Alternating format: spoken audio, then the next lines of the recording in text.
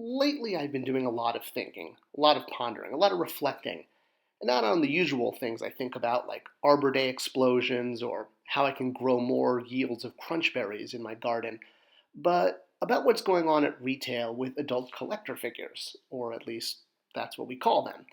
Whether it's too many of the same figure, not enough figures, or empty pegs entirely, or it's a line we want to collect, but the only thing we can find at retail is, one or two characters over and over again, which makes it pretty hard to complete a collection.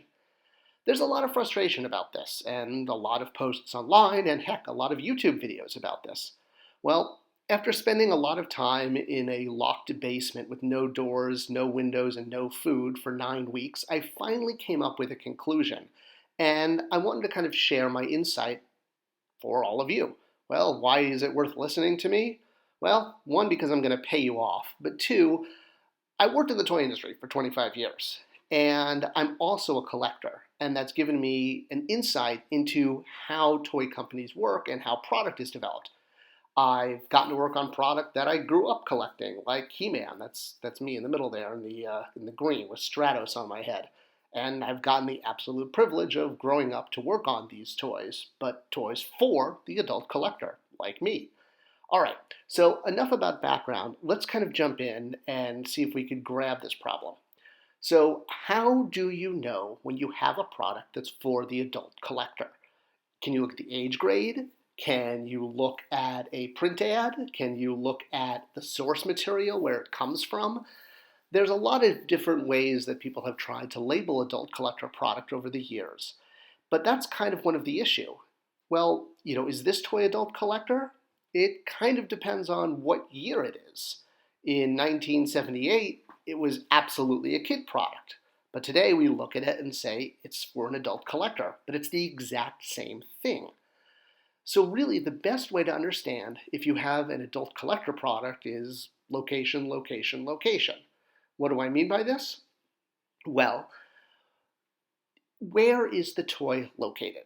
If it is in the collector wall that's behind electronics in most major big box retailers, Target, Walmart, etc., well, all the toys here are for adult collectors. If it's sold at a convention, if you have to wait in line at a booth and maybe get tickets to buy it, or go through a giant line, it's for the adult collector. Product that is sold at Comic-Con, at New York Comic-Con, San Diego, etc. These are product that are designed for the adult collector. Companies do design product for the adult collector. If it's available online, it's for the adult collector, and it's not available at retail, just online, or it's sold online as part of a subscription program. But if the product is at retail at big box stores, it is not for the adult collector. And I know this kind of goes against our beliefs, but, well, let me see if I can explain. No, there is too much. Let me sum up. Yes, we see product at retail that is promoted to us. It's shown at conventions. It's shown in online campaigns and labeled, this is for the adult collector. And it's sold at retail in the retail aisle. We sometimes see it piling up and we can't find figures we want. It's just the same, two basic characters. Well, all of this comes from our definition. And it's how we define what an adult collector product is. And really, therein lies the rub.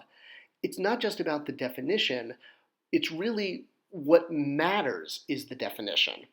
And no. I'm not talking about the definition of matter. I'm talking about how we define something that it matters. Okay, so the same line can be two audiences. This product is for adult collector. It's a Motu Origins pack that was sold at a convention. Same line, Motu Origins at retail is for kids. How do we know this? Well, look at Mattel's advertising campaign. It's showing a dad playing with a kid.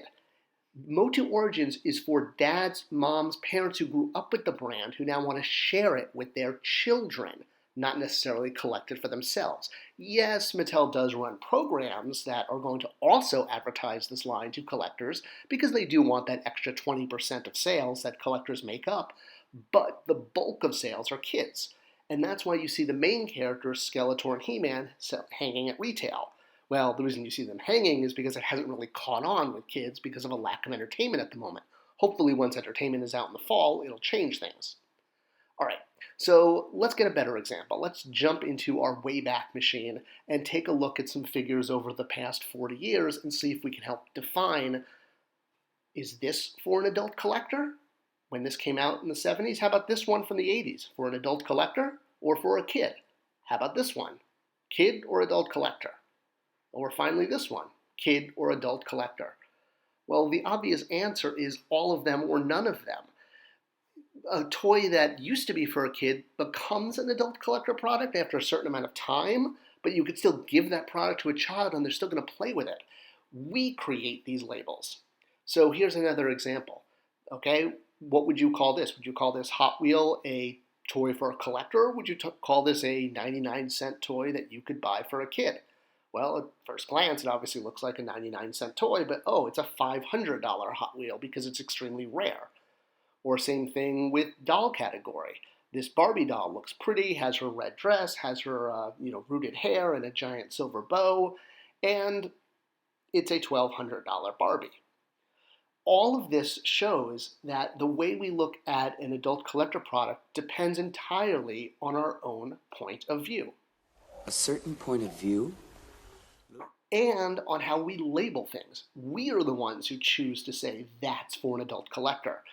While toy companies might promote things to us, they know that we're not the entire audience. That just because we call something and we dub it, we say this is an adult collector product, it doesn't make it an adult collector product, because as those historical examples showed, product that was once said only for kids is now 40 years later said only for collectors. Yet you could open it up, give it to a kid, and they would play with it. And that becomes the source of the frustration. It's not necessarily a trickle-down effect from the companies, but on our own labels. I mean, look at the way Hasbro labels their figures. They say it's for fans, collectors, and kids, because kids are the bulk of the audience buying these. We tend to jump to conclusions and say, oh, if it's advertised online or at a convention, it must be for us. But it's only when it's sold like that. And okay, that Quicksilver was actually a bad example because that was sold online. But the point is Marvel Legends in general are sold like that. You have to look at the whole picture, not just one figure. And all Marvel Legends figures have that same label as for, great for everyone, including kids. All right, so I hate giving contradictory examples, so don't want to do that. All right, so what's the conclusion of all of this? Well, there is a rule of thumb that you can go by. Basically, if a toy is sold at mass retail, meaning it has to do a certain amount of turns to justify the real estate space it takes up, it's for a kid. If an adult comes in and says, oh, I'm labeling this an adult collector product and buying it and putting it on my shelf as a collector, that's great. You have every right to do that, but it's your label. If a toy is anywhere else, a convention, online only, at a hobby shop, well, then it's for an adult collector. I hope this video helped clarify, and I hope it eases some frustration, because that's kind of the point. I hate seeing my fellow collectors frustrated. Let me know anything in the comments below, and I'll see you at the next video.